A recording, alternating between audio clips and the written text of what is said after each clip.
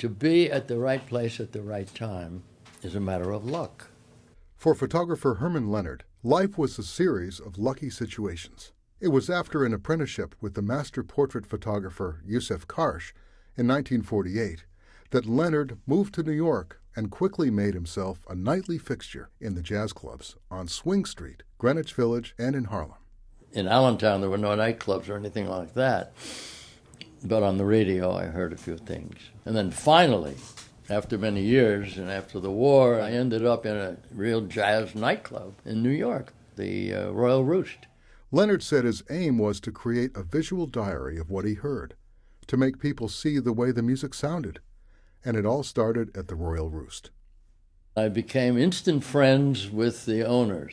There was a Jewish mafia that ran that club. I don't know, maybe others too, you know. And we sort of commiserated, and I said, can I come in and shoot? During rehearsal, obviously. And I'll give you the prints, and you can put them outside. And that's how the whole thing started. So it gave me good entree and good opportunities to shoot.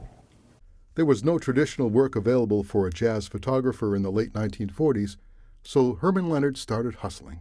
I had no assignments because there was no money in it. Downbeat paid me $10.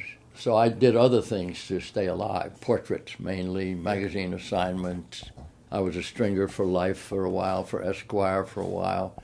Life sent me on an assignment up in New England to photograph the centennial anniversary of a fortress. That was the first assignment I got. They said, well, go up and get your equipment. And I said, okay, give me 2 Nikon bodies and 1 or 2 lenses. And the guy at the counter said, what are you going to shoot? And I told him, he said, hey, in this business, time is expensive. Film is cheap. Shoot your ass off. And that's exactly what Herman Leonard did. He settled into the New York jazz scene where he shot each night. But the low light of the jazz clubs created many challenges for him. I couldn't bring in the main studio units that had to be plugged in and wired up. Everything had to be kind of small and portable. Wabash was a company that produced a portable flash. It was a box about this big with wet batteries like an automobile. It had windows with red balls and blue balls. When the blue balls are up, you're charged. The red balls are up, you're out of juice. So you had to keep looking.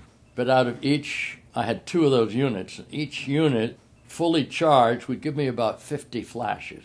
So if you want to shoot some tests, you're wasting, you know. So I was extremely limited by the amount of juice that I had. But I used those units, which was much better because I didn't have to string any wires. Put the light on a stand. I first shot Dizzy Gillespie using that equipment. 1 light behind him, but he was blocking it to the camera, so it gave a flare, which was very nice. That's the only way I could work. And in the process, he compiled an unmatchable catalog of photographic images, capturing the golden era of classic jazz greats, including Louis Armstrong, Frank Sinatra, Miles Davis, Duke Ellington, and many others. I'm just flowing with the tide. I always play it by ear, whatever I did, whether it's photography or relationships or adventures. I play it by ear. What comes along, I have to deal with it then. I had no idea where I was going. I just knew that today, yes, I'll be going to the club tonight and so on, or see that editor. That's as far as I got, and I just followed the pattern of it, you know.